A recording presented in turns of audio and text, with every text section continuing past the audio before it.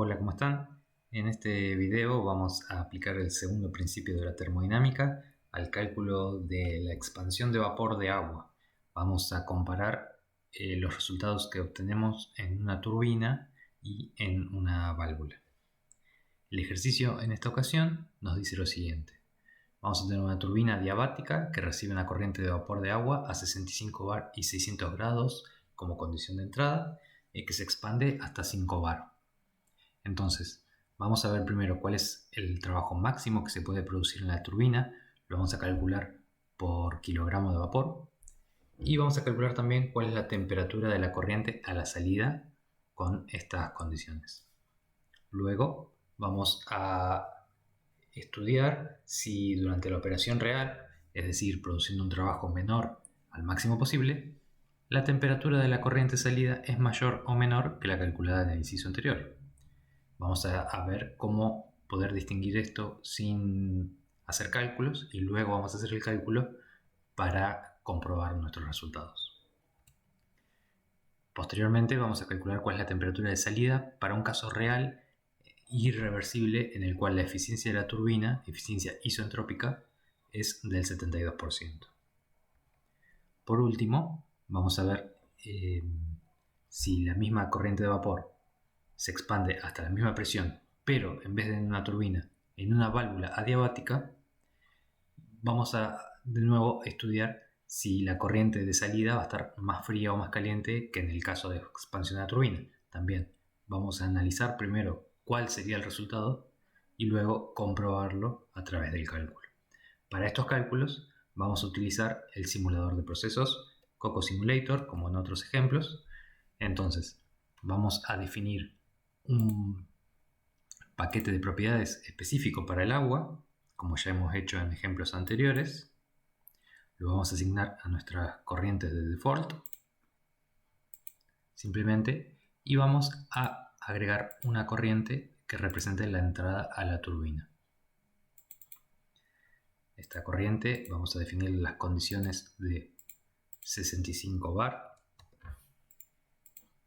y 600 grados.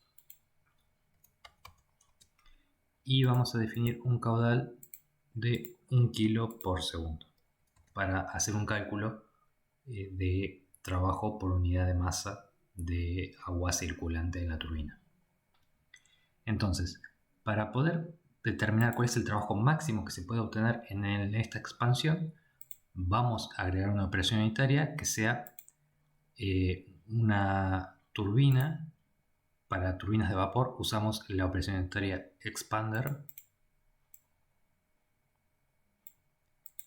y la vamos a unir a nuestra corriente de entrada y agregar una corriente de salida. Vamos a configurar el expander seteando la presión de salida en 5 bar, que se corresponde con 500.000 pascales, y una eficiencia isentrópica para el caso de máximo trabajo producido de 100%, es decir, una eficiencia de 1. ¿Sí? Una eficiencia de 1 define para una expansión el máximo trabajo que se pueda obtener y por lo tanto ese es el valor que vamos a setear aquí. Vamos a cambiar unas unidades a kilowatt y a bar. Bien, entonces con este set vamos a simular y vamos a encontrar nuestro resultado. En este caso tenemos 766 kilowatt para 1 kilo por segundo, es decir, vamos a tener 766 kilojoule por kilogramo de agua que esté circulando. Perfecto. Entonces, vamos a ver cuál era nuestro segundo inciso. Vamos a ver si en una operación real donde el trabajo sea menor al máximo posible, que es el que obtuvimos en el inciso anterior, si la temperatura de la corriente de salida es mayor o menor que la calculada en el inciso anterior. Eso vamos a estudiarlo primero a través de un diagrama temperatura versus entropía para el vapor de agua, donde vamos a definir 600 grados a la entrada y 65 bar. Entonces ese es nuestro punto 1, nuestro punto de entrada a la turbina. Cuando la turbina trabaja a expansión de máximo trabajo conseguido, vamos a estar en el caso, como dijimos, de eficiencia isentrópica 1, o lo que es lo mismo, a través de una expansión isentrópica, hasta la presión de salida de 5 bar.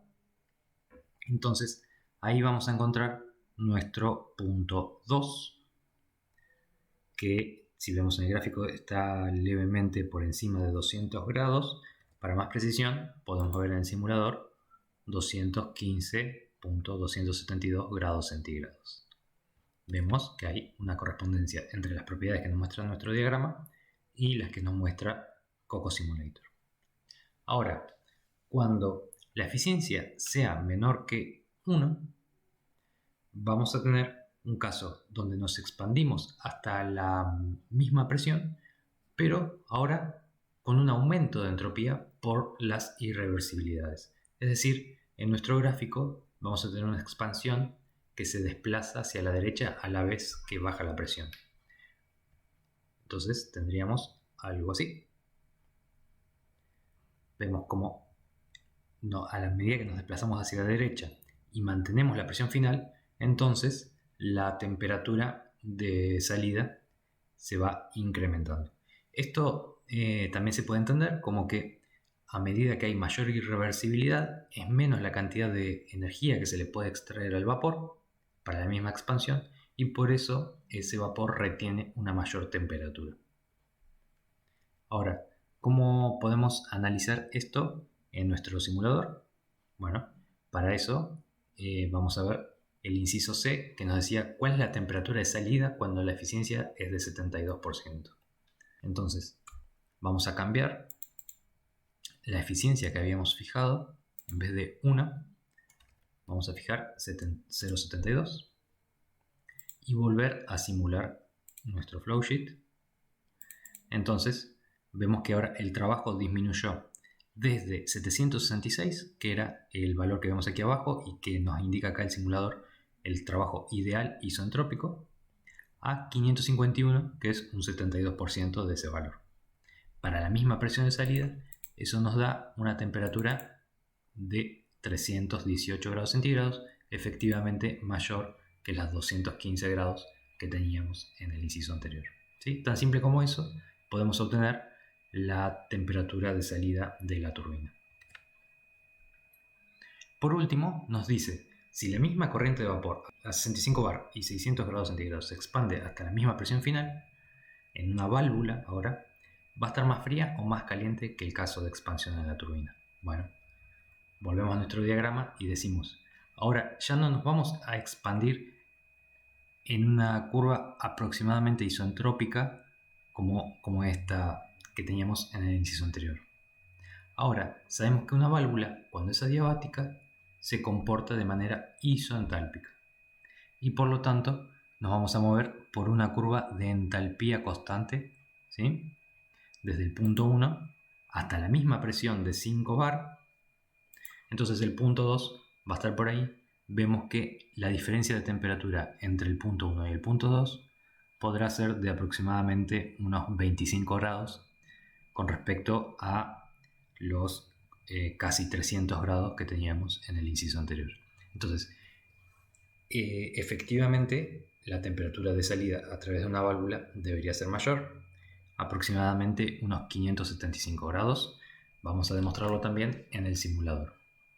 Voy a incorporar otra corriente con las mismas condiciones de entrada de antes, 65 bar y 600 grados y 1 kilo por segundo.